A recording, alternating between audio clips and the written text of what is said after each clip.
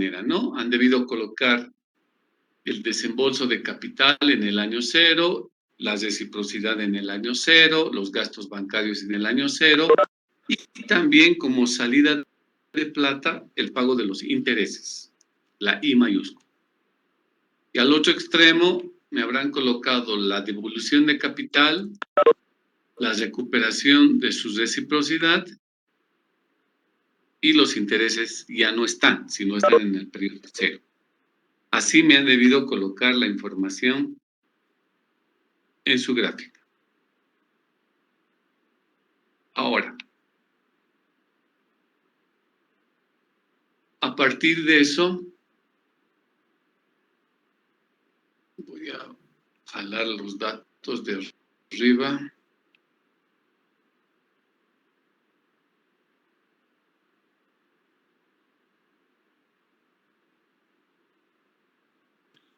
Aquí está. Ok, entonces, ¿cómo habrán armado su ecuación? Habrán dicho capital 70,000 menos reciprocidad 10,000 menos gastos bancarios 3,850 menos intereses 4,725. Y esto habrán igualado a la suma de la devolución del capital menos la recuperación de la reciprocidad, 60,000. Y lo han debido tener que dividir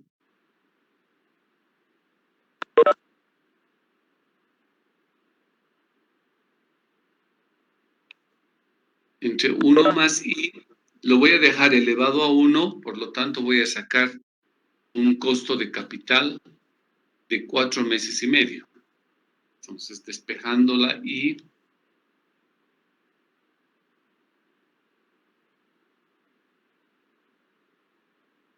han sacado 60,000 dividido entre 51. A eso le quitan 1. Y habrán sacado una tasa de costo de capital de un periodo de 4 meses y medio. Pero como no nos sirve la tasa expresada en periodos menores a un año, la convertimos en una tasa anual. Y esa tasa anual será igual a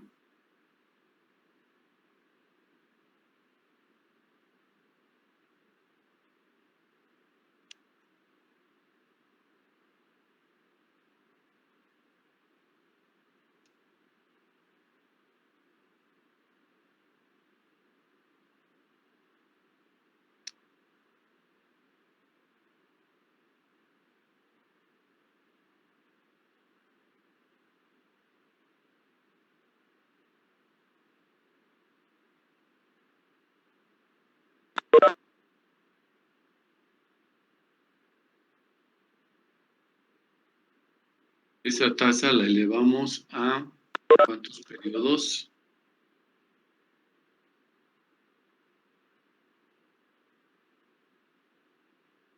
Lo elevamos a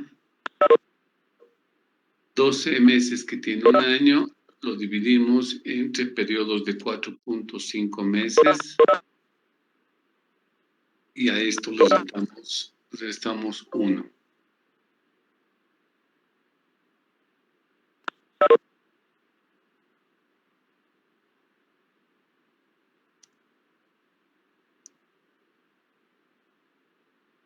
Y esta habrá sido su tasa anual, ¿no? Pero, como le decíamos por acá,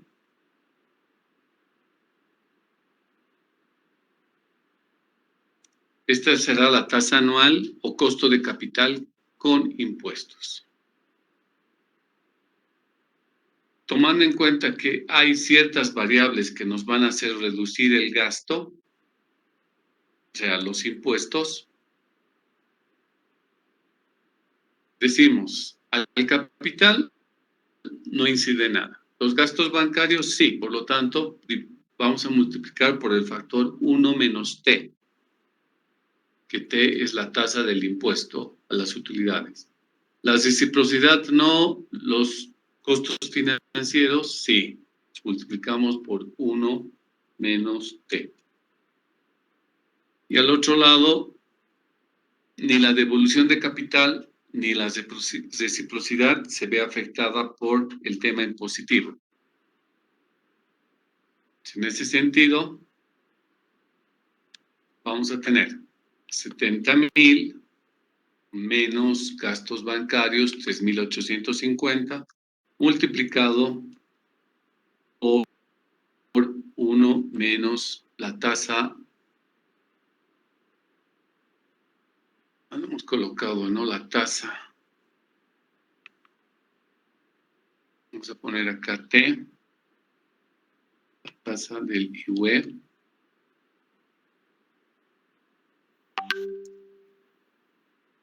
Que es igual a la T minúscula y es 25%. Ya.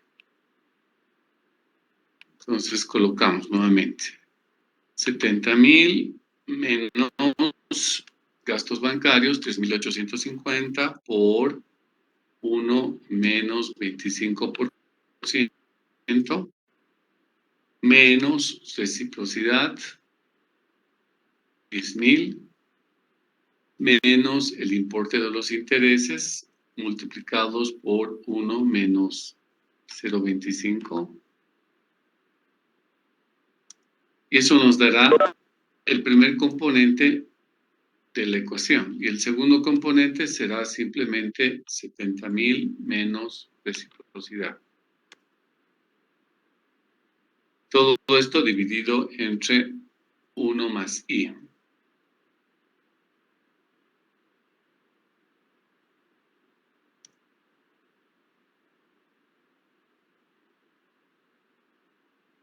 Identificando operaciones, correcto. Sacando la tasa de costo de capital, correcto. Entonces tenemos como tasa anual, sin impuestos, el 35,30%. Esta tasa de interés es a la que deberían ustedes haber llegado. ¿Estamos bien? ¿Preguntas? Perfecto, gracias. Gracias, Franklin. Gracias. Ok. Seguiremos entonces avanzando. Pensaremos ahora en una hipoteca como otra fuente de financiamiento.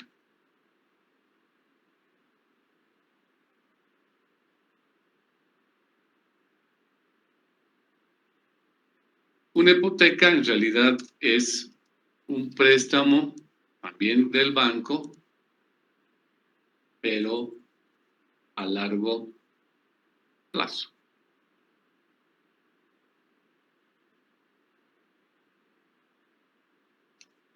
En los préstamos de corto plazo, como pudieron ver en el ejemplo, no se hace planes de pago, ¿no? Porque como es plazos muy pequeños, nos prestamos plata y en una fecha X devolvemos la plata. En cambio, en los planes de pago o los préstamos de largo plazo, ahí sí es muy lógico, es muy racional utilizar un plan de pagos. Porque son varios años y normalmente se establecen planes de pago mensuales o semestrales o anuales, lo que corresponda. En los préstamos de largo plazo ya no se aplica los intereses anticipados. ¿Ya? En los préstamos de largo plazo se aplican el cobro de los intereses al final de cada periodo. Ya no vamos a tener dos escenarios de intereses anticipados e intereses vencidos. todos son vencidos. Vamos a utilizar las mismas cuentas. Vamos a ver. Hay un capital, hay un valor actual, es la cantidad de plata que nos desembolsa el banco, sí, y nos vamos a prestar 850,000. No, un poco más, ¿no? Porque es préstamo de largo plazo. 1,200,000.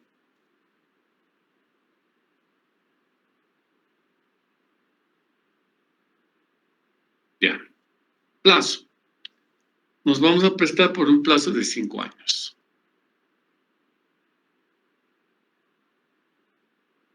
Tasa de interés.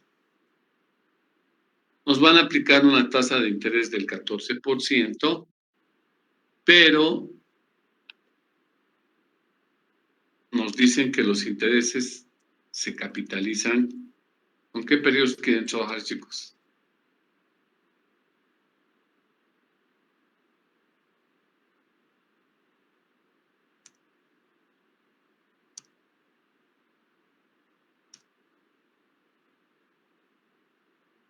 ¿Cómo quieren pagar? ¿Con cuotas mensuales, con cuotas trimestrales, semestrales? ¿Qué periodicidad quieren? Mensuales. Mensuales. Si hacemos mensuales, vamos a tener que hacer un cuadro de 60 filas, muy largo, ¿no? Porque 12 por 5 nos va a salir 60. Muy largo. Vamos a trabajar con... Trimestrales, Nick. ¿Qué? Trimestrales. Ya, trimestrales.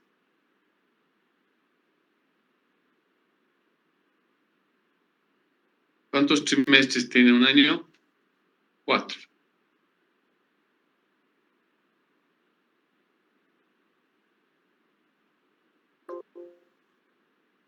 Gastos bancarios, por supuesto que hay gastos bancarios, ¿no? Porque como tengo que dar hipoteca, seguramente tengo que ir a sacar los de derechos reales, sus certificados adoriales, certificados decenales, tengo que sacar fotocopias, legalizar, tengo que contratar a un perito, tengo que contratar a un seguro. Entonces hay un mundo de gastos bancarios que tenemos. Y vamos a decir que esos gastos para nosotros han representado 14,000 pesos. Reciprocidad ya no hay, porque esta variable es sustituida por la garantía que constituye la hipoteca. Que es para prestarme de largo plazo, seguramente he entregado mi título propiedad de mi casa, de mi departamento, de mi vehículo, algo he tenido que entregar o hipotecar. Entonces estoy cediendo mi derecho propietario condicionado a que si no pago se lo pueda agarrar el banco. Por ese motivo ya no existe reciprocidad en el largo plazo. El impuesto a las utilidades, claro, eso siempre sí existe, ¿no? 25% lo vamos a mantener. Ahora, ¿cómo vamos a pagar el préstamo? Vamos a pagar, dijimos, en forma trimestral. O sea, vamos a tener cuotas trimestrales.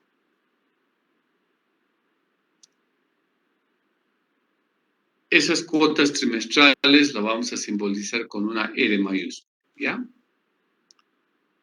Y lo que tengo que definir es qué método de amortización hemos pactado con el banco. Si vamos a aplicar un método francés, vamos a aplicar un método de amortización constante, un método americano, etcétera. Entonces, tengo que definir, o van a ser cuotas iguales, etcétera. O sea, acá tenemos que definir como parte de las condiciones el sistema de amortización que vamos a trabajar. A ver, por lo que es más fácil, el más fácil es de amortización constante. Ese método vamos a aplicar, ¿ya? El sistema de amortización constante. Y si quieren otros lo cambian, el método va a cambiar el valor de las cuotas, pero sirve.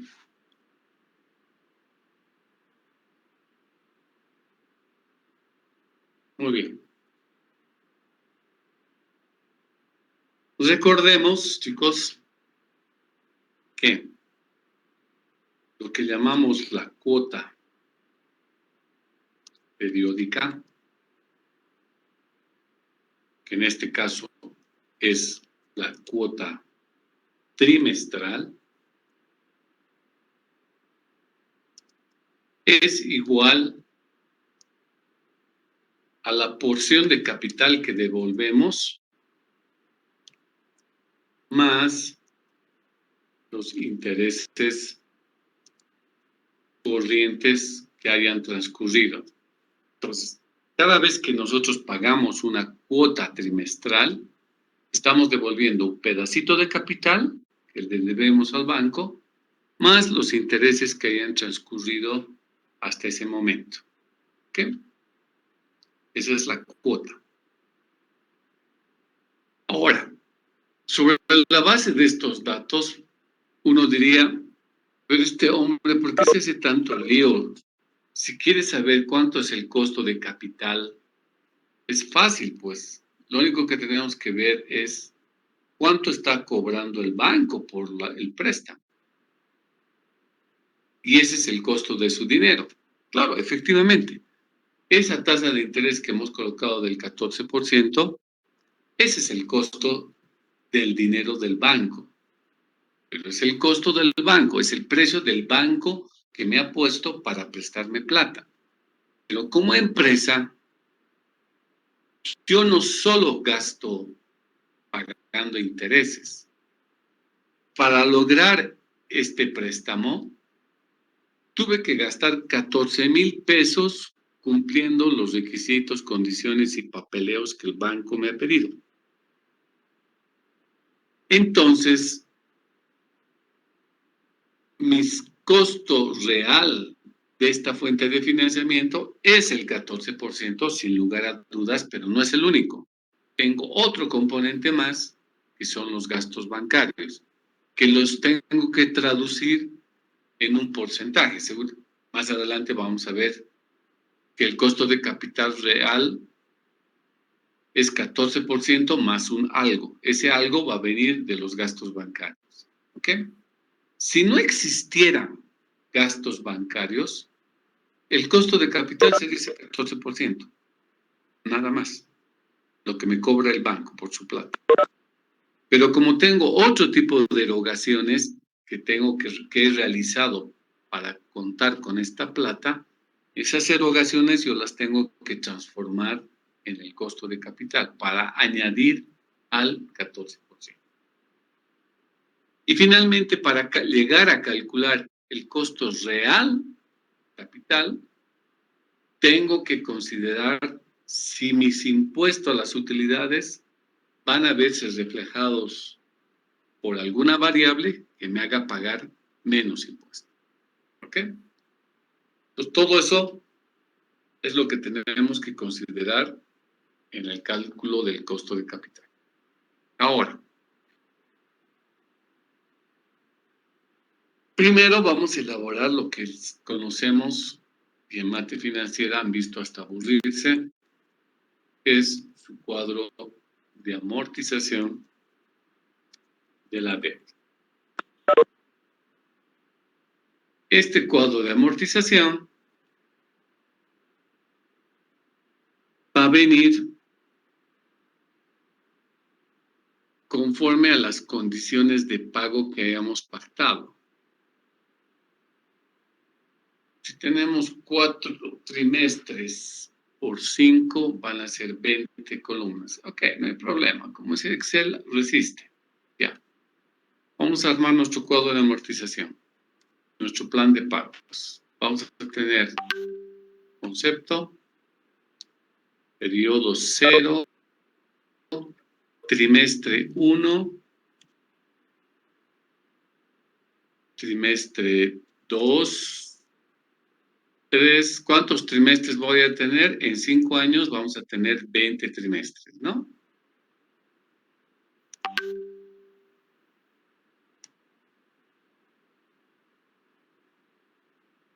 Por eso es que estuve reacio a colocar mensual, porque hubiéramos tenido 60 columnas. Lo hacíamos en Excel fácil, pero el estar a cada rato moviendo el mouse de un lado a otro nos marea. Bueno, entonces tenemos en los 5 años los 20 trimestres. Colocamos el valor de la cuota trimestral. Colocamos los intereses corrientes del préstamo. Colocamos la amortización de capital.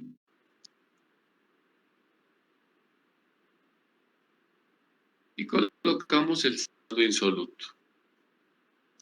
Esas serán las variables que tendrán su cuadro de amortización. En el año cero, en el momento que me desembolsan mi préstamo, ¿cuánto debo? 1.200.000.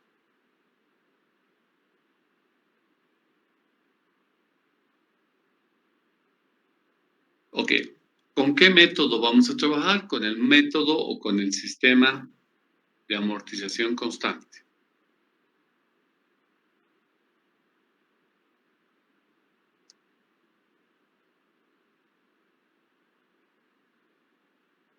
Ese es el método elegido. Con este sistema de amortización, ¿qué es lo primero que encontramos, chicos? ¿Qué calculamos primero? ¿Quién se acuerda?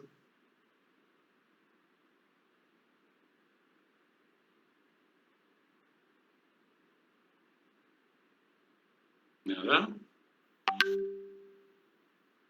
¿La cuota, licenciado? La cuota trimestral, ¿no? No, la cuota no. ¿Qué calculamos?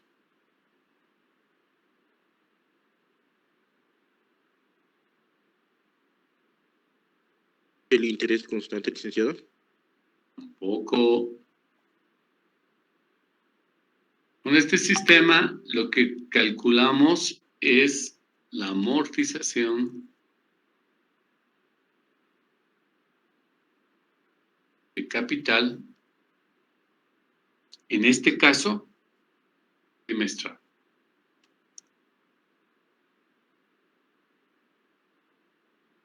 Ya sabemos que la cuota es capital más interés, perfecto. Ahora lo estoy calculando cuánto voy a pagar de capital cada trimestre. ¿Y cómo calculamos? Simple y llanamente dividimos el total de la deuda, 1.200.000, entre el número de periodos de pago. ¿Cuántos periodos de pago tenemos, chicos?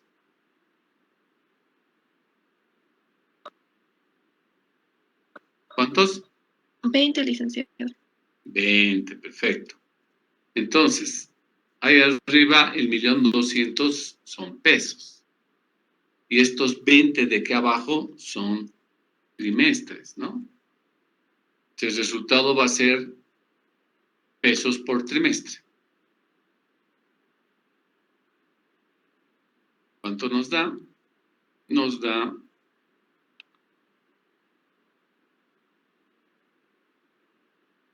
60.000 pesos por trimestre.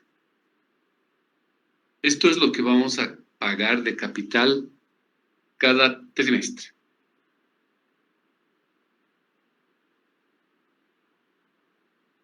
Un par de minutos, chicos, y lo van haciendo mientras voy y busco mi cable para con mi conector.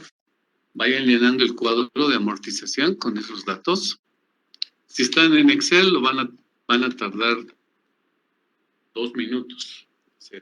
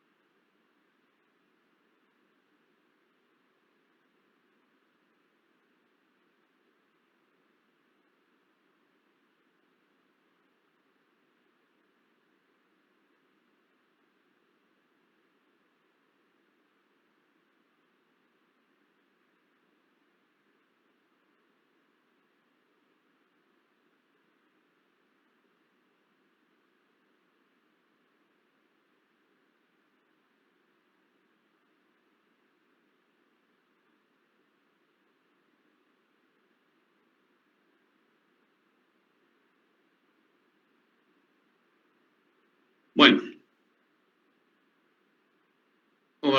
como han llenado su cuadro, lo único que han hecho es agarrar en la fila de amortización de capital y colocar esos 60,000, que se repite una y otra vez durante los 60 o durante los 20 trimestres.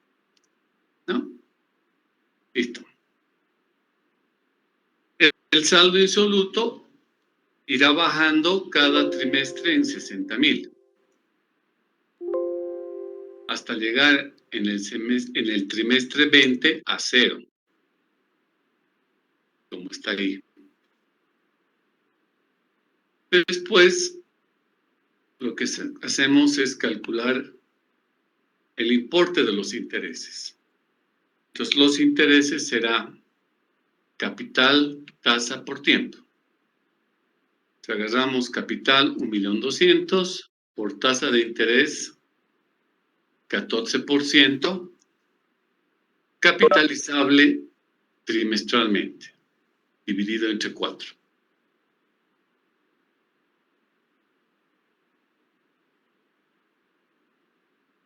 Entonces, el interés del primer trimestre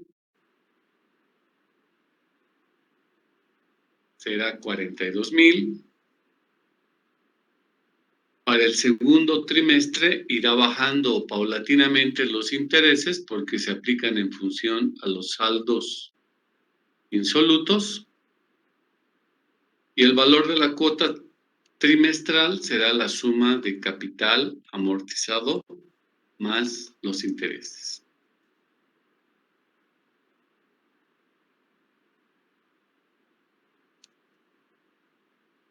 Entonces, como ustedes han observado, no nos ha tomado más allá de 2 minutos para poder llenar en Excel un cuadro de amortización. ¿Todos de acuerdo?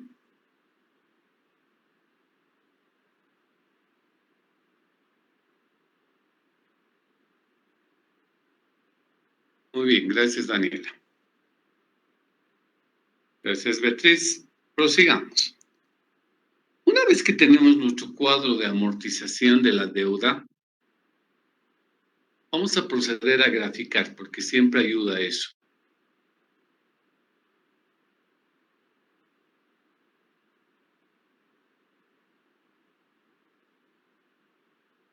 Vamos a poner acá y vamos a decir su gráfica.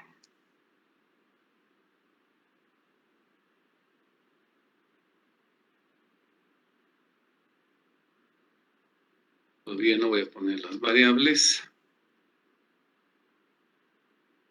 Entonces vamos a tener 1, 2, 3, 4, los 20 trimestres, ¿no?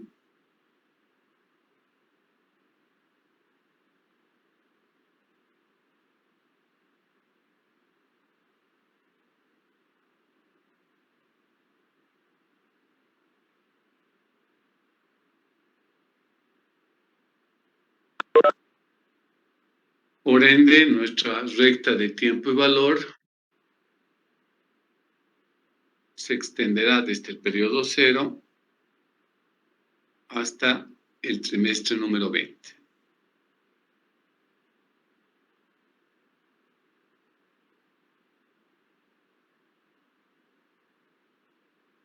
Muy bien.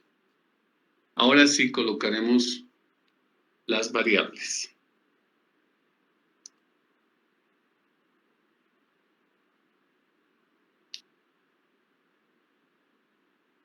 Otra vez, porque para la forma de resolver y calcular el costo de capital necesitamos utilizar el Excel. No lo vamos a poder hacer de manera manual. Pero no les voy a mover el piso, no les voy a decir nada que no les haya dicho antes.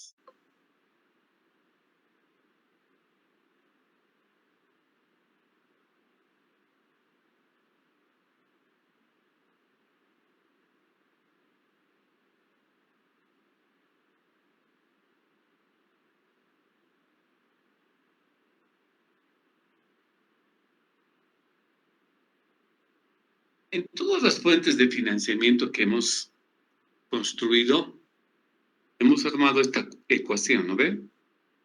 los dineros de hoy igual a los dineros del futuro traídos al presente. Pero para el caso de esta fuente de financiamiento, así como el caso de los bonos que van a ser la siguiente, vamos a armar un cuadro, pero de la siguiente manera. Voy a colocar los dineros de hoy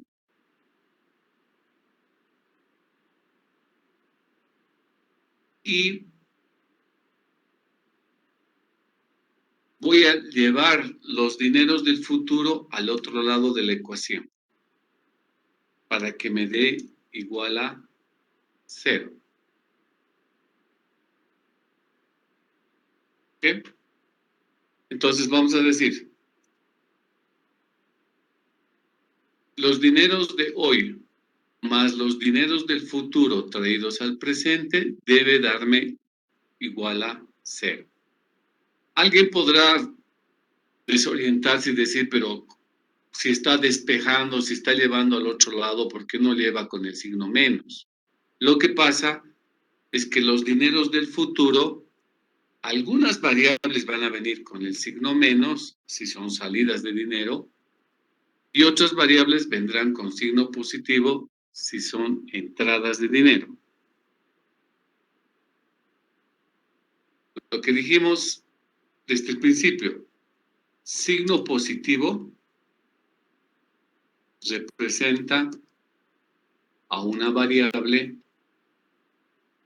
que es una entrada de efectivo. Y signo negativo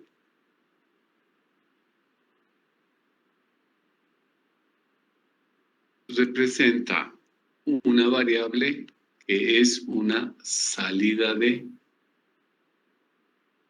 efectivo.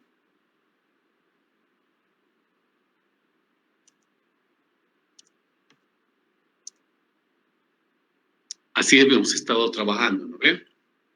Entonces, cuando armábamos las anteriores fuentes de financiamiento, por ejemplo, nos decían, nos prestamos 70,000. Nos prestamos 70,000, es entrada de dinero, está desembolsando el banco. Le quito la reciprocidad que está hoy día, 10,000. Le quito después los gastos bancarios. Le quitamos los gastos bancarios.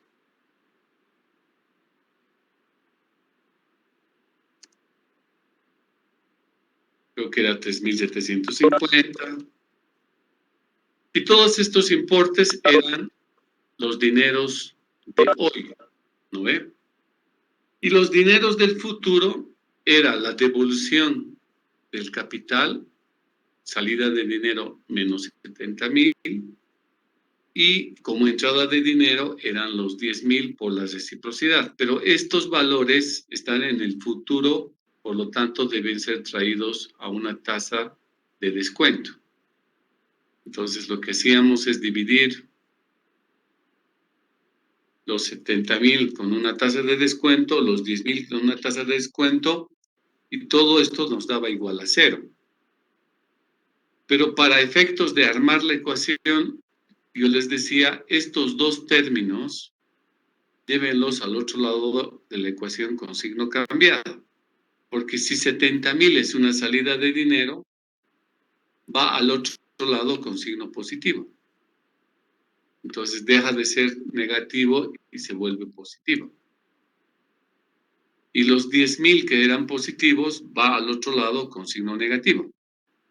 Y lo llevamos al otro lado de la ecuación con signo negativo, ¿no? ¿Y qué nos quedaba? Simplemente, lo que nos quedaba eran los valores, las entradas de dinero y las entradas y las salidas de dinero que se hacían en el periodo 0. Y por eso es que las salidas de dinero se convertían en positivo y las entradas de dinero se convertían en negativo, en el lado izquierdo, en el lado derecho. Pero ahora, con esta fuente de financiamiento, las estoy retornando todas las variables al lado izquierdo. Y entonces, en el lado izquierdo, vamos a colocar con signo positivo las entradas de efectivo y con signo negativo las salidas de efectivo. ¿De acuerdo? Por eso es que aquí lo he puesto más, porque si coloco menos, después me van a poner a todos los valores que están dentro del paréntesis con signo negativo. Ya. Con esa explicación, ahora, primero veremos con variables volcadas a la gráfica. El capital que me prestan está en el periodo 0. Pero en el periodo 0 que tengo que cubrir un montón de gastos bancarios. Eso para mí se presenta una salida de dinero.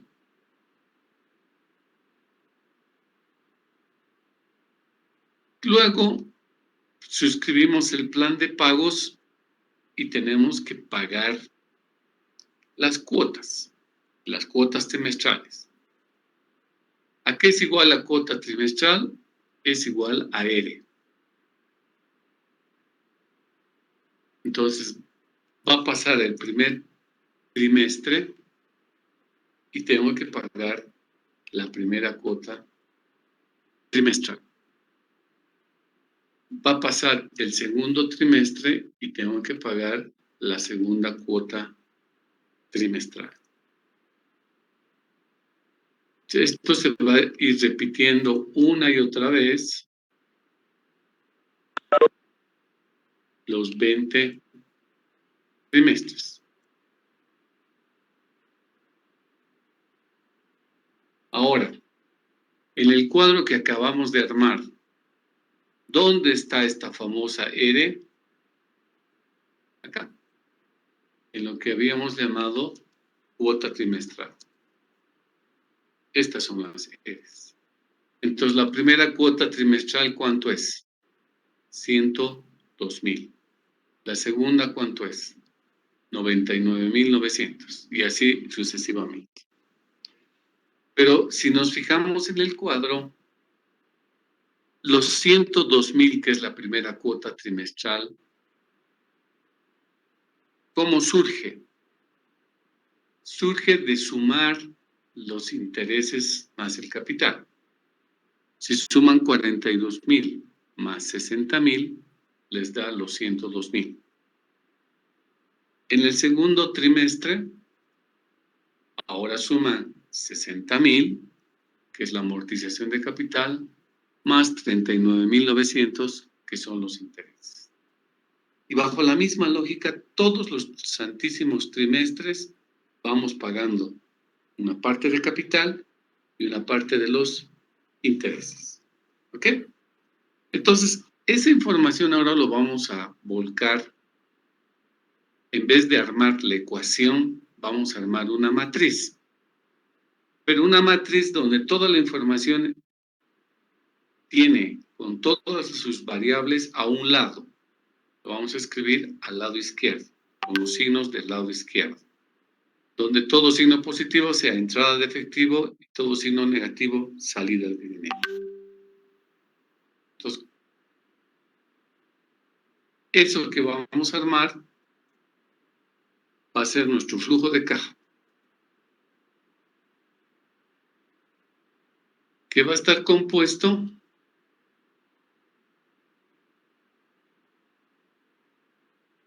por los 20 trimestres y, por supuesto, el periodo 0, el semestre 0, el trimestre 0.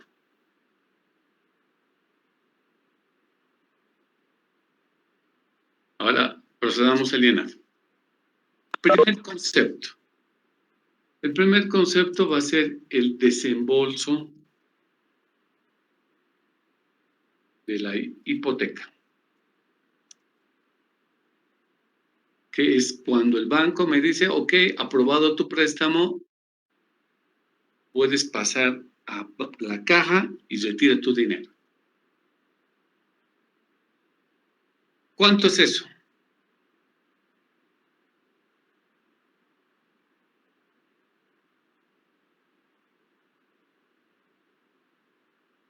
La pregunta es para ustedes, ¿cuánto es eso?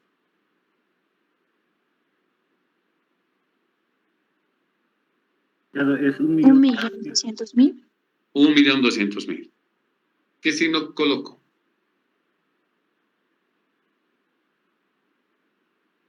¿Positivo o negativo? Positivo. Positivo. Porque es una entrada de dinero para la empresa. Yo estoy armando el flujo de caja para la empresa, no para el banco. Entonces, tiene un signo positivo el desembolso que me hace el banco. ¿Por cuánto? Por 1.200.000. Listo. ¿Qué más sucede en el periodo cero? Tenemos que pagar los gastos bancarios. ¿No ve? ¿Cuánto es?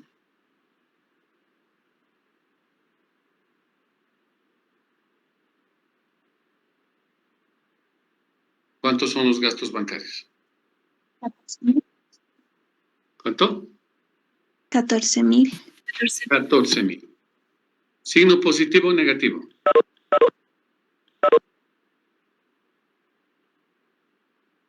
Negativo. Negativo. Negativo. Negativo porque es una salida de plata.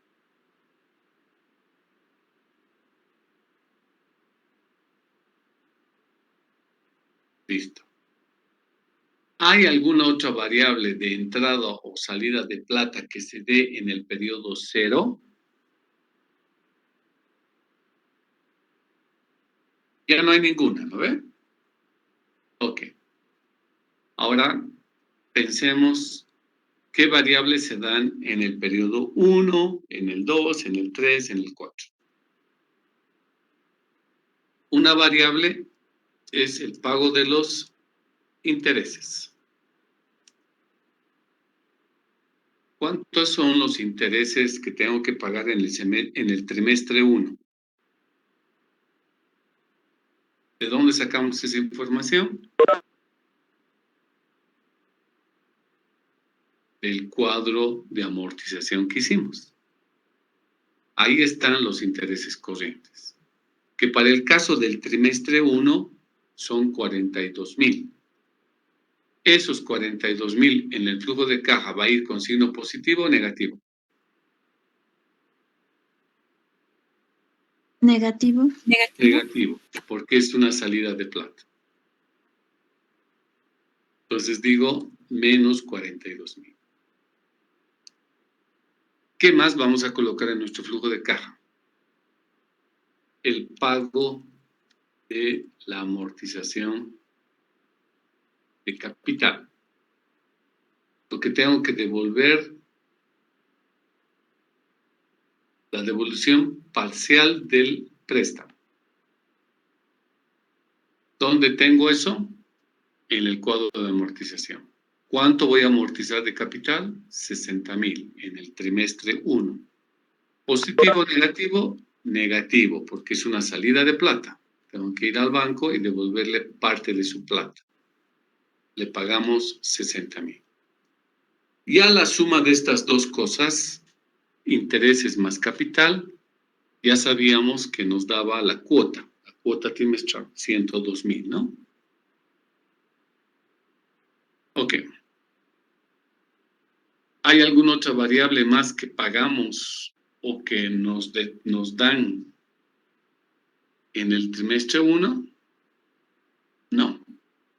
En el trimestre 2 va a ser la misma lógica hasta el trimestre 20. Hagamos la información del cuadro que elaboramos. Como ya no tenemos ninguna otra variable que signifique una entrada o salida de dinero, Voy a sumar las columnas cuyo resultado conocemos bajo el nombre del flujo neto de caja. Hemos aprendido a hacer, ¿se acuerdan? Flujos de caja. Y lo que hago es sumar. Sumar entradas y salidas de dinero que se dan en cada periodo. En este caso, cada periodo trimestral.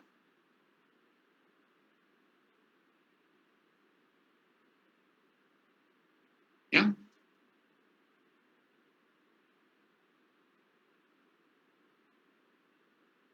El resultado del periodo cero, que representa los dineros de hoy. Eso representa el resultado de 1.186.000. Son los dineros de hoy, porque están en el presente. Todos los demás, a partir del trimestre 1 hasta el trimestre 20, todo eso, ¿qué significa? Los dineros del futuro. ¿No? Porque están a futuro, después del periodo cero. Pero como están en el futuro, para trabajar con el dato que está en el presente, ¿qué tenemos que hacer? Los tenemos que llevar al presente. Son plata del futuro traída al presente.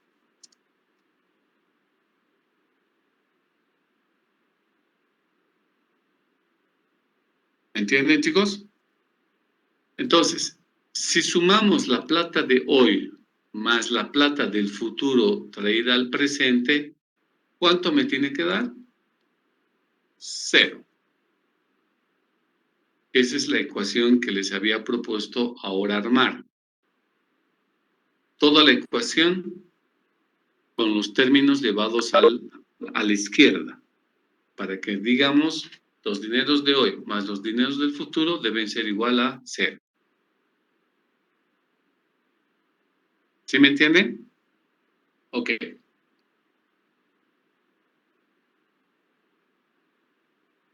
Entonces, si yo sumo los valores de hoy con todos los valores del futuro traídos al presente, y eso me da 0,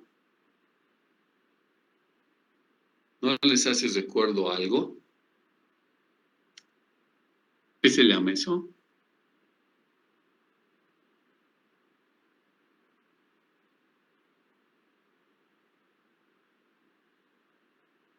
Alguito siempre se les ha debido quedar del semestre anterior.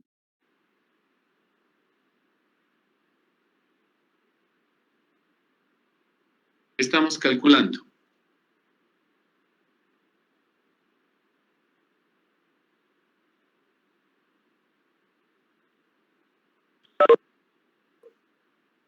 ¿Nadie se acuerda?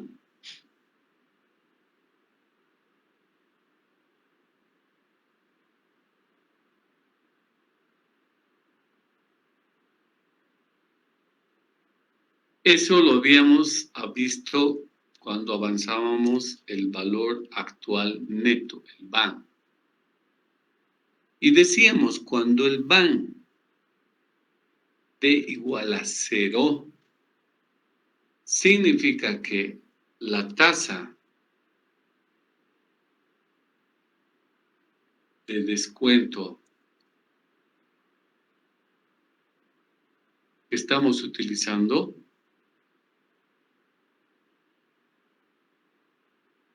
que hace que el BAN de igual a 0, esa tasa de descuento representa lo que nosotros hemos conocido con el nombre de la TIR. Porque la tasa interna de retorno hace que el BAN de igual a 0. ¿Entienden?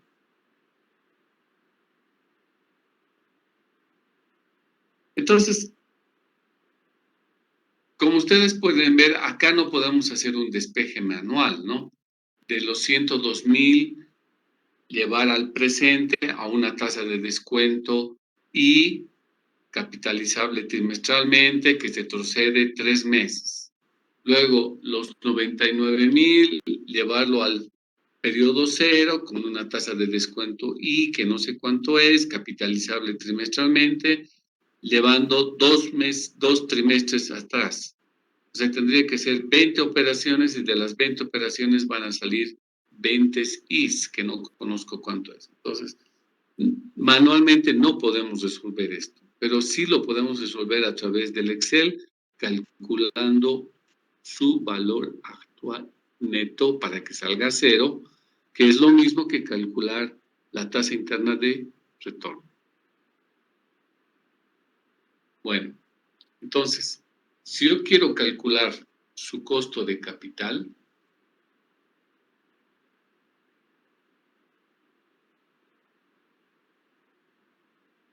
es lo mismo que determinar su tasa interna de retorno. Entonces, ¿cómo vamos a trabajar para calcular su tasa interna de retorno?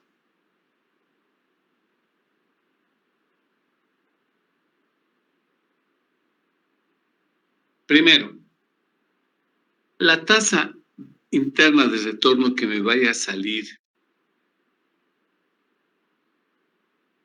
¿a qué periodo pertenece? ¿Es una tasa interna anual? ¿Es una tasa de interna mensual? ¿Va a ser una tasa interna de retorno trimestral? ¿Qué periodicidad va a tener esa tasa que vayamos a calcular?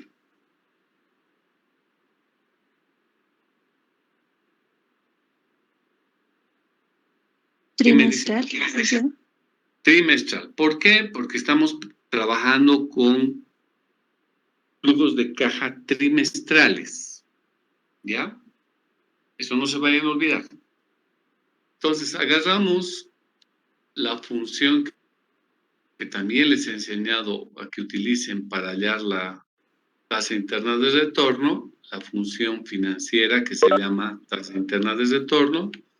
Buscamos en el Excel la que diga TIR y procedemos a manchar desde el periodo 0 hasta el periodo 20.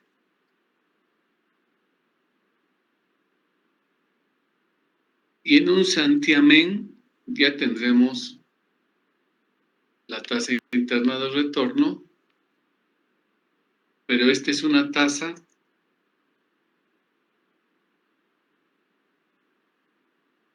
que utilizamos para actualizar el flujo de caja. Es una tasa de interés, si ustedes quieren,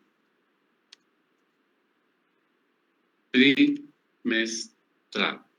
Y no es porque sea adivino que es trimestral, sino porque trabajamos con flujos de caja trimestrales. Si hubiéramos trabajado con flujos de caja mensuales, la tasa de interés que me hubiera salido como TIR hubiera sido una tasa de interés mensual. Y si los flujos hubieran sido anuales, en cuyo caso hubiéramos tenido simplemente 5 columnas, la tasa que me hubiera salido hubiera sido una tasa de interés anual. ¿De acuerdo? Ok. Pero como es una tasa de interés trimestral y vamos a tener distintas fuentes de financiamiento, ¿qué hacíamos? La transformábamos en una tasa de interés anual. Entonces, calculamos R, pocas palabras. ¿Y R a qué se da igual?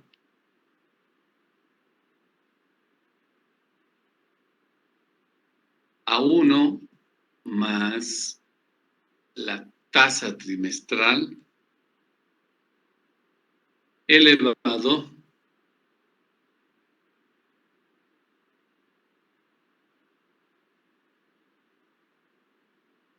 ¿cuánto?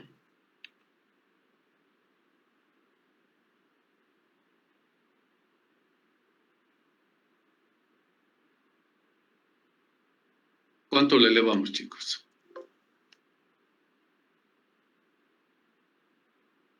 Sí. Lo elevamos a A4, licenciado. 4. Y les restamos 1.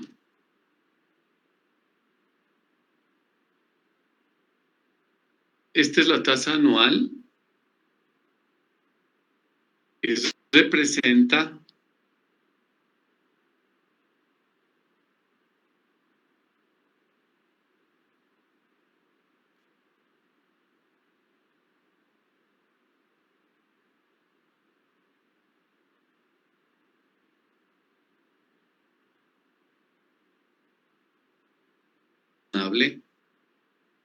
como les decía hace un momento. ¿Cuánto el banco me cobra de tasa de interés? 14%. ¿No ven? Esa es la tasa de interés del banco. Pero yo les decía, nosotros no estamos gastando solamente pagando intereses. Tuvimos que erogar gastos financieros y eso ascendió a 14,000. Entonces, es razonable que el resultado ahora nos está dando más de 14%. Nos está dando 15.39. Significa que el costo de capital, 14% es su tasa de interés del banco y el 1.39% que es el impacto de los gastos bancarios.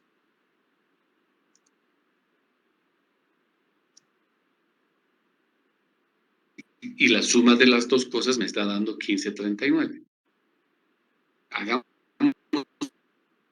la prueba. Los gastos bancarios.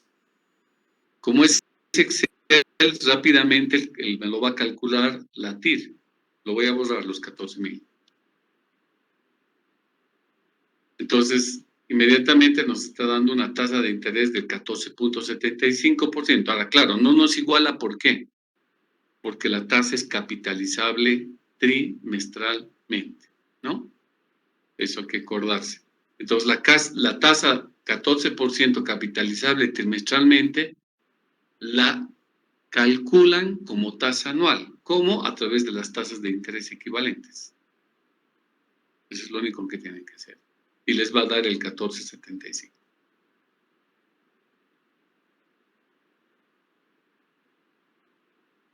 Pero para efectos de la WACC, esta tasa que acabamos de hallar no nos sirve. ¿Por qué? Porque todavía no hemos calculado el impacto que vamos a tener en algunas variables que me van a hacer bajar el impuesto a las utilidades. Entonces, ¿qué tenemos que hacer? Lo que tenemos que hacer es buscar qué variables me van a hacer bajar el impuesto a las utilidades. Voy a copiar todo el formato de flujo de caja, ¿ya?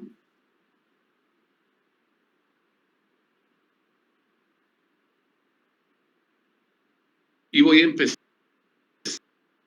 a llenar otra vez con las variables, pero preguntándome si esa va... Un poquito entrecortado. ¿Pregunta, creo? No, licenciado, se le escucha un poco entrecortado, le decía.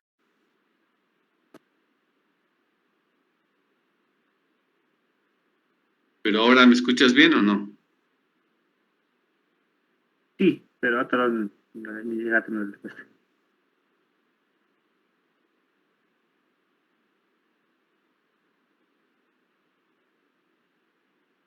¿Qué variables nos hacen deducir?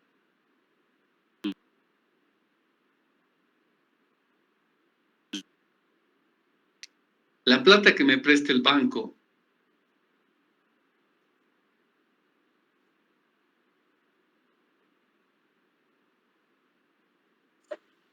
Dice, no se le escucha bien.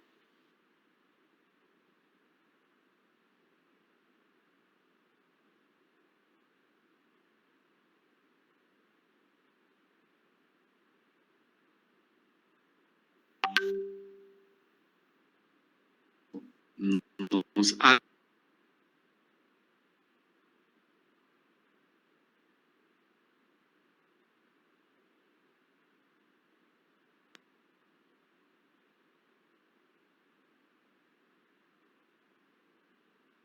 Licenciado, ahora sí. Ahora me va a decir que no me ahora- escucha. No, sigue entrecortado, licenciado. No estoy esperando su respuesta, ¿no? Es que la pregunta no la hemos escuchado. Si el desembolso del banco nos hacen deducir el impuesto a las utilidades. No, licenciado. ¿No me escuchas o no deduce? No lo escuchamos bien y no deduce.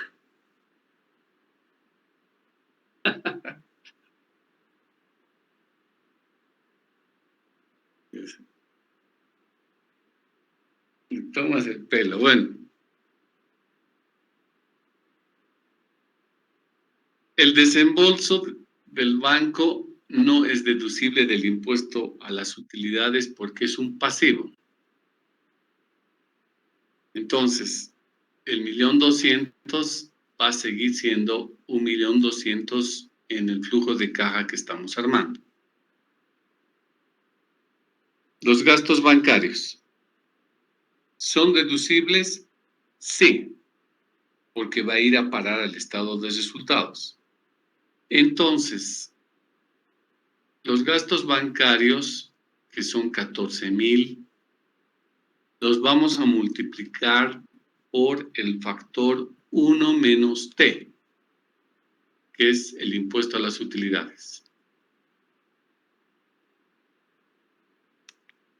Entonces, al flujo de caja solamente van a ir 10.500 y no 14.000, porque esa variable es deducible, nos hace reducir el impuesto a las utilidades, porque forma parte de los gastos. Los intereses. Los intereses también forman parte de los gastos, entonces nos hacen reducir también los impuestos. Por lo tanto, vamos a multiplicar los 42.000 por 1 menos T.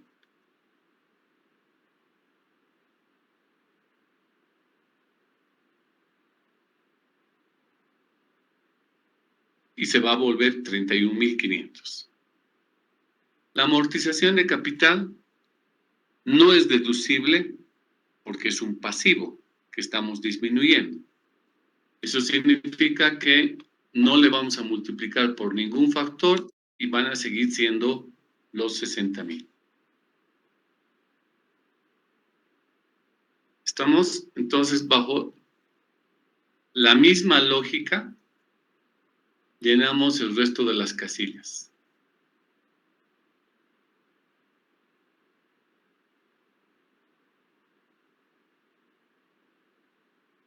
Donde ahora ya no tenemos el mismo flujo neto de caja, tenemos un flujo neto de caja distinto.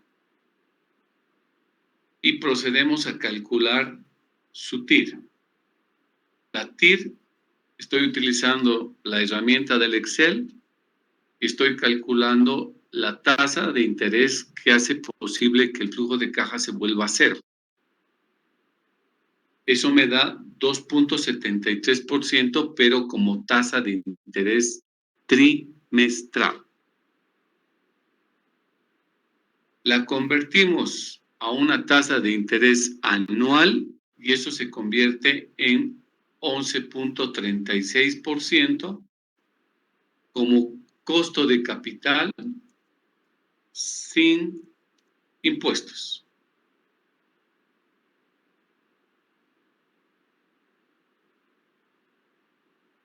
Y esta tasa de costo de capital es la que se llama un costo de capital real. ¿Por qué le dicen real? Porque considera los impactos positivos y los impactos negativos que se tienen en materia de la fuente de financiamiento. Porque nos vamos a beneficiar de un pago menor de impuestos, pero también vamos a considerar gastos adicionales en el estado de resultados. Este es el resultado que nos interesa. Nos interesa este, ¿por qué? Porque este es el que va a tomar en cuenta cuando calculemos la WACC.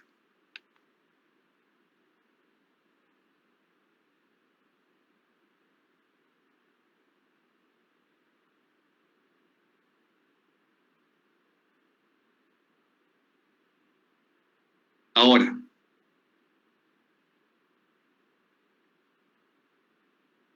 analicemos un poco el resultado. ¿Cómo es que el banco cobra 14% capitalizable trimestralmente? Incurro en gastos bancarios y ahora resulta que mi costo real de capital solamente es 11.36. O sea, me está dando un costo mucho menos que lo que me cobra el banco. Eso se explica porque, en realidad, esa disminución que tenemos en los impuestos a las utilidades hace que la tasa baje del 15.39 al 11.36.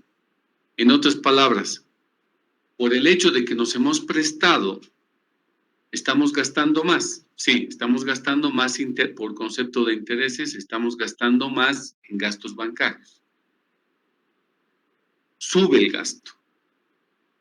Pero por efecto del incremento en el gasto, la base imponible del impuesto a las utilidades ha bajado. Y al bajar su base imponible, el IUE también está bajando.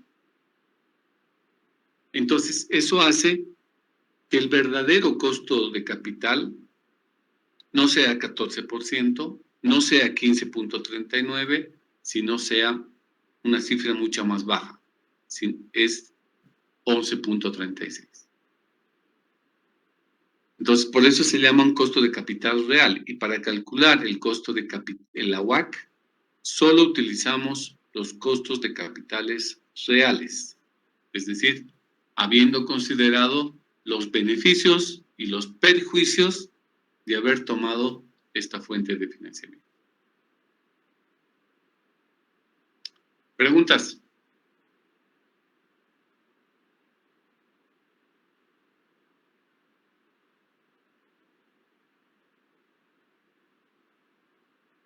¿Nada?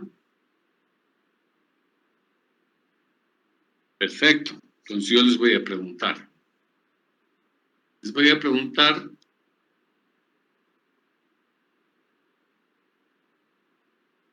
con una práctica que me van a entregar hasta mañana a las 6 de la tarde.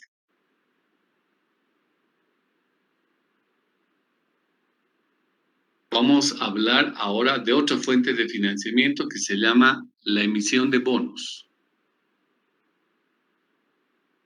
Vamos a emitir bonos por 1,5 millones.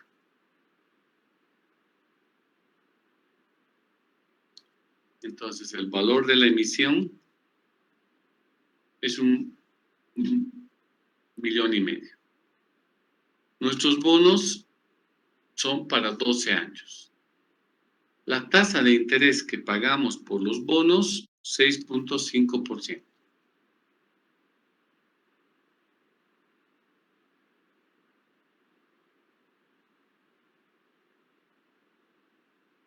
Los intereses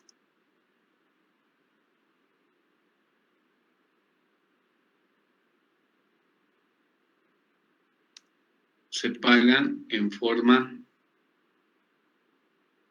anual.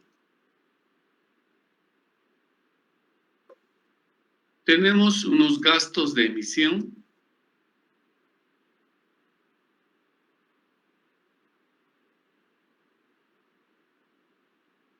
por 18,000 pesos. La tasa del IVA es 25%, esto ya no va, y esto tampoco.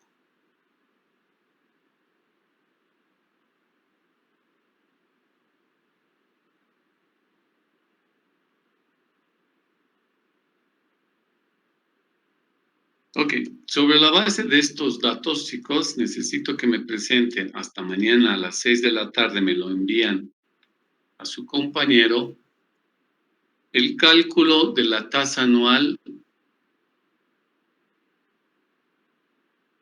con impuestos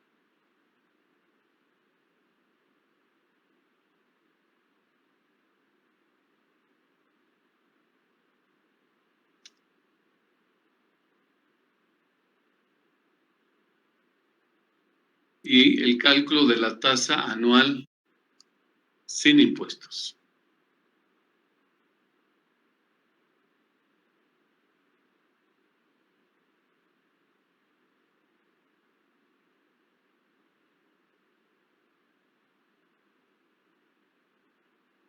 Fecha de entrega, jueves 14 de abril,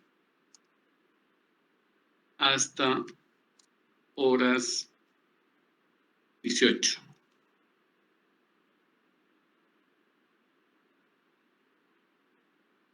Y le envían en un formato PDF su archivo Excel donde veamos cómo han calculado su costo de capital.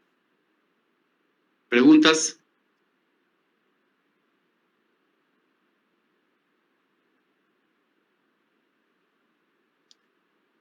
Muy bien, y conmigo los resolvemos el lunes entonces, ¿sí?